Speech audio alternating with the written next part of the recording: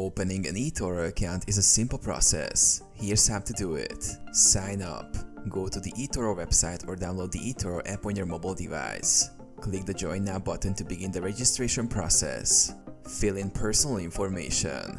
Enter your full name, email address, and create a password. You can also sign up with your Google or Facebook account for faster registration. Verify your email. eToro will send a verification link to the email you provided.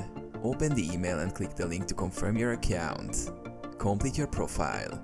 Log into your account and head to the profile section. Fill out additional personal information like your phone number, address, and financial background. Verify your identity. Upload a copy of a government-issued ID and a proof of address. This step ensures compliance with financial regulations. Deposit funds. Once verified, go to the Deposit Funds section. Choose your preferred payment method and deposit at least the minimum required amount.